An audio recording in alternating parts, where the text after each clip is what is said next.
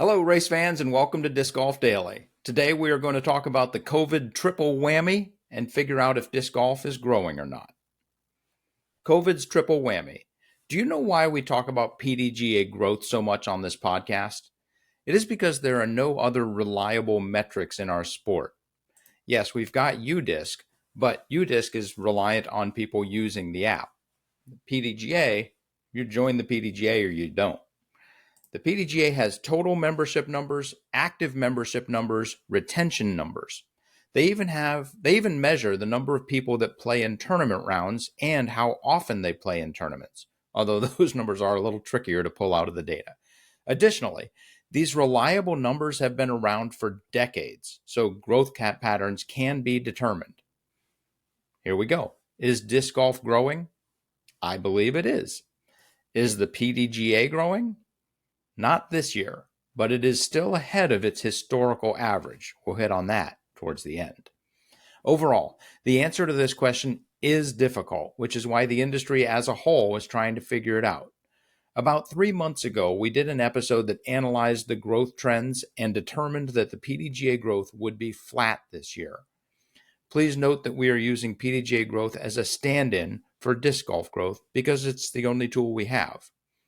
This analysis was based on the idea that newer PDGA members who joined during the COVID boom were less likely to stick with the sport.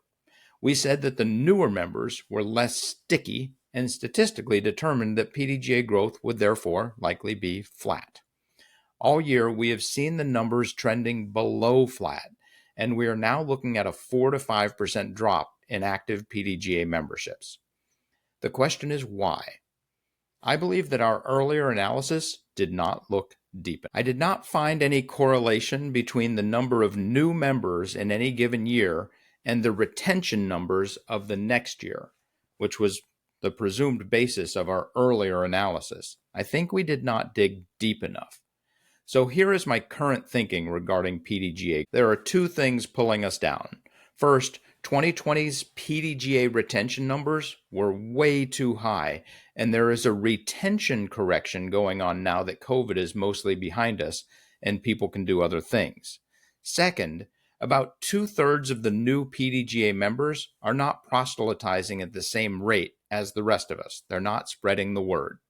Don't worry, I'll explain what I mean by all of this in just a second. Historically, the PDGA has had a retention rate of 82%. As we can see in this chart, we draw a straight line across 82%. It pretty much averages everything until 2021. In 2021, this number increased to 92%. It is clear now that the reason for this increase in retention is because the 10% that normally would have dropped out simply had nothing else to do. So they stuck with disc golf.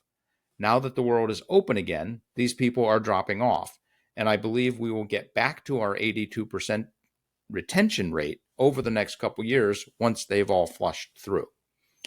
If you have one number that is artificially way above average, you'll need several numbers below average to get back to average.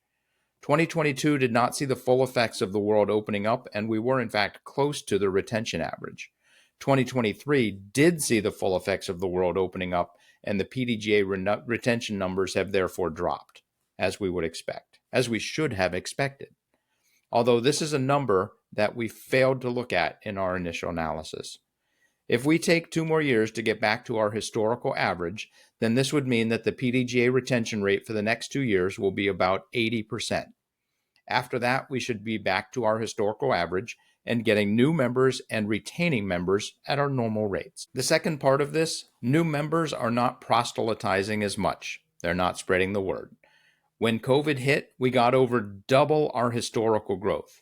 For the past 40 years, disc golf has been growing at about 12 to 15%. About 90% of the people that are new to the game started playing because a friend invited them. It's how we grow. But the newer players are not only less likely to keep playing, they are also less likely to encourage others to come play.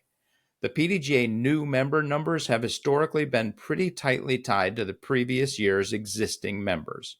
Basically, for every 100 PDGA members this year, we will get 33 new members next year. Or that's what we used to do. During the COVID boom, this number increased to 50. So for every 100 members, 50 new members would join. What likely happened is that the sell became easier. When people were invited to play disc golf and to join the PDGA, they were more likely to say yes because they literally had fewer choices. We are now seeing a correction in new membership. We are not just returning to the 33% new members that came from us literally inviting new people to play. We are bouncing below that number. Basically, 2/3 of the new PDGA members were expected, and 1/3 came because there was nothing else to do. When we look at these numbers, the third that are playing because there was nothing else to do are not going to be as likely to encourage others to play. And this is going to cause the new member percentage to drop. And it has. Historically, for every 100 members this year, the PDGA would see 33 new members next year. During COVID, this jumped to 50 new members. In 2024, we are seeing this number drop to about 20 new members, or a 33% drop. Basically, the 2/3 of new members that would have found the sport are continuing to proselytize as they would have, while the third that found the sport because there was nothing else to do are not. It is a course correction, and I believe this will take at least another year to work through. I would expect our proselytize number to increase back to 33 over the next couple years. Rough averaging would put it around 26 next year, which would mean that the PDGA would need a 77% retention rate of current members to stay at current membership levels. Even this year, which at 78% retention is the worst PDGA retention rate on record, is above that. I expect we will end 2025 with about 135,000 active PDGA members, and the person signing up at the end of 2025 will be PDGA number 333,000.